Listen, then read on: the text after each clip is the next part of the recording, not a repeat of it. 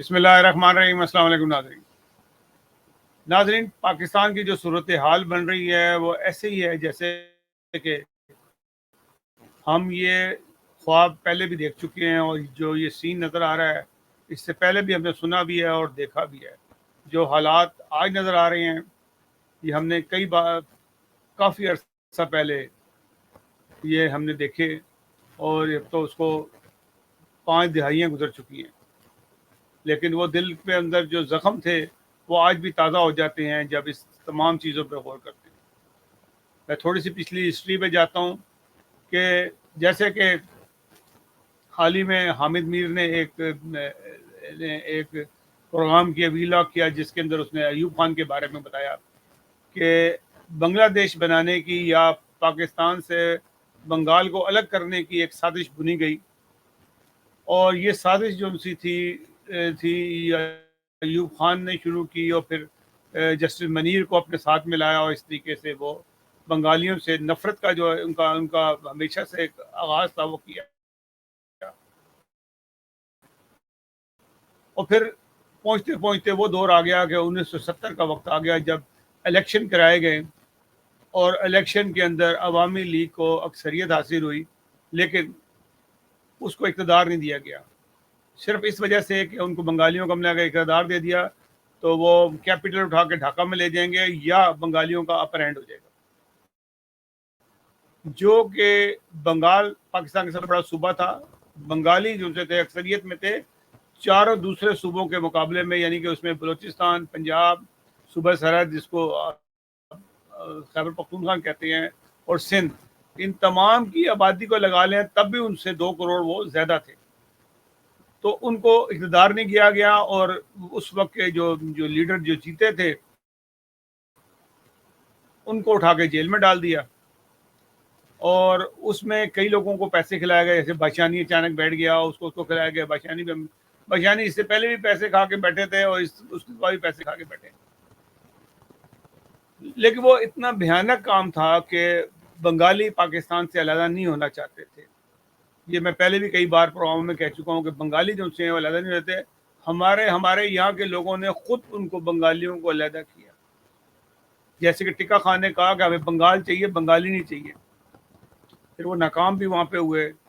پھر جنرل نیازی کا اگر آپ کردار دیکھیں، انہوں نے جو بزدلی کا ثبوت دیا کہ تقریباً 30,000 سے زیادہ کے ان کے ریگولر فورس ان کے پاس موجود تھی، جو جنگجو تھے، ان کو بٹھا کے ہتھیار ڈلوا دیے۔ ٹوٹل 93,000 گرفتار ہوئے، جس میں بہت سارے سول ملٹری کے لوگ ہوتے ہیں جو دفتروں میں کام کرتے ہیں، اور بہت سارے پاکستانی تھے، اس میں 93,000 بن کے قیدی بنے۔ 93,000 فوجیوں نے ہتھیار نہیں ڈالے تھے، ہتھیار جو سے تھے اگر فوجی ملائے جائیں تو وہ اس سے کافی کم تھے جیسے، لیکن ریگولر فورس کسی کے بعد 30,000 کی ہو تو وہ تو پورے بنگال کے اوپر بھی قبضہ کر سکتی تھی، اور بہت سارے اس کے علاوہ بھی کر سکتی تھی، کیونکہ نیت خراب تھی، بنگلہ دیش سے بنگال سے جان چھڑانی تھی، اور انہوں نے وہ جان چھڑوا لی۔ یہ حالات جو سے تھے، اس کا نقصان کیا ہوا کہ پاکستان کی معیشت برباد ہو گئی، پاکستان نے اپنا آدھا سمجھنے کے حصہ کاٹ دیا، اور جس کا صدمہ جو سے ہے بنگالیوں کو بھی تھا اور پاکستانی ادھر کے لوگوں کو بھی تھا، لیکن جن لوگوں نے کیا تھا وہ تو اس پہ بہت خوش تھے کہ انہوں نے بڑا کارنامہ انجام دے دیا کہ بنگالیوں نے جان چھڑا لی۔ اس کے بعد سول، اور جس میں مطلب یحییٰ خان کے بعد بھٹو صاحب کی حکومت آئی، معاف کیجیے گا، بھٹو صاحب کی حکومت آئی۔ بھٹو صاحب بھی جو سے تھے بنگلہ دیش بنانے میں پیش تھے، کیونکہ اگر بنگلہ دیش نہ بنتا تو بھٹو صاحب نہ صدر مملکت بنتے نہ وزیر اعظم بنتے۔ بھٹو صاحب نے پھر آئین کے اندر آئین بنایا، پھر آئین کے اندر تبدیلیاں کی، پاکستان کا وہ وجود بنا دیا جو قائد اعظم اور ان کے ساتھی کبھی سوچ بھی نہیں سکتے تھے کہ پاکستان بھی ایسا بنے گا کہ جس قسم کے یہ حالات پاکستان کے کیے جائیں گے۔ ایک غلیظ آئین بنایا گیا، اور جس آئین کو یہ سنبھال کے چلا رہے ہیں، اس آئین کی بدولت سے ہی پاکستان کا مزید بیڑا غرق ہوا ہے۔ آپ 70 سے لے کے آج تک کا حساب اگر آپ لگا لیں تو آپ کو اندازہ ہوگا کہ ہم ایوری ڈے پاکستان جو نیچے کی طرف جاتا ہے۔ جو بھی جرنیل آتا ہے یا حکمران آتا ہے پاکستان کو نیچے لے کے جاتا ہے, اوپر نہیں جاتا. ڈالر کے مقابلے میں ہماری کرنسی نیچے ہوتی چلی جاتی ہے. اب جو ہے نا اس کا ایکسٹریم ہو گیا ہے, لیکن پتہ نہیں اس کے بعد آگے کہاں تک جائے گا. میں آج کا پروگرام کرنے کا مقصد یہ تھا کہ جو حالات 1970 اور 71 میں تھے پاکستان کے, وہ حالات جو سے ہیں وہ آج مجھے نظر آ رہے ہیں کہ وہ حالات ہونے والے ہیں یا ہو چکے ہیں. آپ کو نظر آ رہا ہے حکمرانوں کو کہ نظر آ رہا ہے کہ اکثریت میں پبلک کس کو پسند کرتی ہے, بھلے کوئی بھی ہو, نواز شریف کو کرے تب بھی کوئی بری بات نہیں ہے, اور عمران خان کو کرے تب بھی کوئی بری بات نہیں ہے. لیکن موجودہ حکمرانوں نے یہ سوچا ہوا ہے, سول ہو یا ملٹری ہو, کہ ہم نے اکثریت کو دینے, کیونکہ ہم نے وعدہ نواز شریف سے کر لیا کہ اس کو ہم نے چوتھی بار وزیر اعظم بنانا ہے. اس کے اندر قابلیت ہو یا نہ ہو, انہوں نے اس کو بنانا ہے. اس کو آتا ہو یا نہ ہو, پبلک اسے پسند کرے نہ کرے, ہم نے اس کو وزیر اعظم بنانا ہے. اور وزیر اعظم کا ہی تاج پہنا کے اس کو پاکستان لایا گیا, اور وہ جب آئے تھے تو ان کی ٹوریں پاکستان والی تھی. جب وہ مارکیٹ میں نکلے ہیں, عوام کے پاس گئے ہیں, تو ان کو پتہ لگا کہ مجھے تو یہاں کو پوچھنے والا کوئی نہیں ہے. اسی بات پہ تلملا رہے ہیں کہ مجھے کیوں بلایا یہاں پہ. اب ان کا ایک نعرہ یہ ہوگا, پہلے کہتے مجھے کیوں نکالا, اب یہ کہتے مجھے کیوں بلایا. آرمی جو سی ہے, آرمی کو چاہیے کہ وہ نیوٹرل کردار ادا کرے. میں عاصم منیر صاحب کی بڑی رسپیکٹ کرتا ہوں. وہ ہمارے ملک کے جرنیل ہیں, بڑے قابل انسان ہیں, اور اتنی قابلیت کے بعد ہی جا کے اس عہدے کو بولتے ہیں. جنرل صاحب کام وہ کریں کہ جس سے آپ کی رہتی دنیا تک آپ کا نام ہو. چند دن کی جو واہ ہے یا جو چند دن کے جو فائدے ہیں اس کو نظر انداز کریں, پاکستان کو بچائیں. آپ پاکستانی ہیں, پنڈی کے رہنے والے ہیں, ایک حافظ قرآن ہے, ایک نیک اچھی خاندان سے تعلق ہے, سادات خان فیملی سے کا تعلق ہے. آپ کو اب یہ چاہیے کہ بالکل ایک نیوٹرل ہو جائیں. عمران خان کو آپ کو پتہ نظر آ گیا کہ پورے پاکستان میں الیکشن ہوتے ہیں, اگر فیئر الیکشن آپ نے کرائے تو وہ الیکشن جو ان سے ہیں وہ عمران خان ہی جیتا ہے. پیپلز پارٹی ہے, دوسری پارٹی ہے, نزدیک دور بھی نظر نہیں آ رہی اس کے, بالکل بھی نزدیک تو کیا پہنچیں گی, وہ دور بھی نظر نہیں آ رہی کہ ان کو کیا ملنا ہے. حالات جو ان سے ہیں وہ ملک کے مزید خراب ہو جائیں گے. آپ نے خیبر پختونخوا کی حالات دیکھیں کہ پبلک کیسے پی ٹی آئی کے لیے نکلی ہے. میں کوئی پی ٹی آئی کا ورکر نہیں ہوں, نہ نمائندہ ہوں کوئی, لیکن ایک نظر ضرور رکھتے ہیں پاکستان کے اوپر. میری بلا سے پی ٹی آئی آئے, وہاں پہ نون لیگ آئے یا پیپلز پارٹی آئے, جو ملک کے لیے بہتر ہے وہ آئے. اس وقت جو نظر آ رہا ہے عوام کا جو پورا توجہ ہے وہ پی ٹی آئی کی طرف ہے. میں ہی نہیں کہتا, وہاں کے سارے سروے کہتے ہیں, آپ کو بھی پتہ ہے, آپ کے بھی سروے ہوتے ہیں, آپ کو بھی پتہ ہے, انٹرنیشنل سروے بھی بتاتے ہیں کہ اس وقت عمران خان کی ہے. عمران خان کے اوپر آپ 1000 اور مقدمے بنا لیں, اس سے کیا فرق پڑے گا. مجیب الرحمان کو جیل میں ڈال دیا گیا تھا, اس سے کیا نقصان ہوا.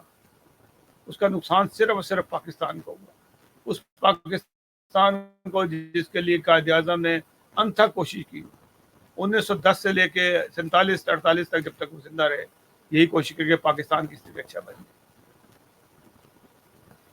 عمران خان سے اگر آپ کے کوئی اختلافات ہیں تو مل بیٹھ کے اس کو دور کرنے کی کوشش کریں. صرف اس بات کے اوپر بات کریں کہ وہ ملکی مفاد کے خلاف نہ ہو. میں اتنا ضرور جانتا ہوں کہ عمران خان کو کہ وہ ملکی مفاد کے خلاف بات نہیں کرے گا. وہ غدار نہیں ہو سکتا کہ اس صورت میں بہت ساری صورت میں غلطیاں ہوں گی, اس کے جوانی کیسی گزری, غلط فیصلے بھی کرتا رہا ہے, بے تحاشا غلط فیصلے اس نے کیے, اور جس کی وجہ سے ہم بھی ناراض ہوتے تھے کہ یہ غلط فیصلے کر رہے ہیں. لیکن میں یہ نہیں کبھی کہوں گا کہ وہ غدار ہے یا وہ ملک کے خلاف وہ سوچے گا. اس نے جو کچھ اس نے کیا ابھی تک, پاکستان کی اگر تاریخ اٹھا کے دیکھ لیں تو کوئی بھی ایسا شخص نہیں آیا جس نے اتنا کچھ کیا ہو جتنا کہ عمران خان نے کیا. اس کو اس بات کا کریڈٹ دے دیں آپ. جھوٹے مقدمے بنائے جا رہے ہیں, آپ کو بھی پتہ علم ہے, سب کو پتہ ہے سائفر کا کیس زیرو کیس ہے, کچھ میں اس میں حقیقت نہیں ہے. توشہ خانہ کا کیس بالکل جعلی کیس ہے جس میں کوئی حقیقت نہیں. اس بندے نے تو 50% دیے, لوگ تو 15% میں لے جاتے تھے, اور جب اس نے خرید لیا تو وہ بیچے پھینکے جو مرضی کرے, اس سے کیا غرض ہے؟ اس سے سینکڑوں گنا زیادہ دوسرے نواز شریف زرداری اور دوسرے لوگوں نے وہاں سے مال نکالا, اور 15% پہ نکالا, اور وہ کام ناجائز کیا کہ جس کی مثال ہی کوئی نہیں ملتی, ان کو بری کر دیا گیا ہے. عدالتیں جو سی ہیں ہماری وہ کام کر رہی ہیں جس میں صرف اور صرف شرمندگی ہے. آپ کو اللہ تعالیٰ نے چیف آف آرمی اسٹاف بنایا ہے, آپ کے اختیار میں, خدا کے بعد آپ کے اختیار میں بہت کچھ ہے. خدا را انصاف سے کام لیں تو اس ملک کو بچائیں. اگر آپ اس ملک کو بچائیں گے تو آپ کی رہتی دنیا تک آپ کا نام رہے گا. اور اگر آپ نے وہی کام کیا جو جنرل نیازی اور جنرل ایوب نے کیا تھا, تو پھر آپ یہ جان لیں کہ خدا تعالیٰ کی لاٹھی بے آواز ہے. آج جن لوگوں نے اس نے سکوت ڈھاکہ کروایا, ان لوگوں کو کون پوچھتا ہے؟ اور نیازی کا کہیں کسی نے دیکھا کہ تصویر لگا کے پھر جنرل نیازی کی, یحییٰ خان کو کوئی یاد کرتا ہے؟ بھٹو کے ساتھ کیا ہوا؟ یہ سب سزائیں ہیں جن لوگوں نے کیے تھے. مجیب الرحمان کو پھر لوگ یاد کرنے لگے ہیں کہ مجیب جو سا تھا وہ ایک پاکستان کا حامی تھا.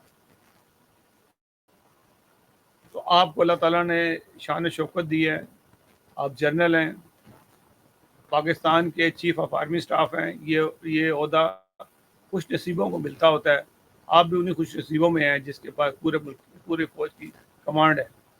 تو خدا را اس ملک کو بچائیں, انصاف سے کام لیں, عمران خان کو انصاف دیں, اور فری اور فیئر الیکشن کروائیں تاکہ جو حقیقی لیڈر ہے وہ سامنے آئے. ناظرین, اگلے پروگرام تک کے لیے اجازت دیجیے گا. اللہ حافظ. ناصر.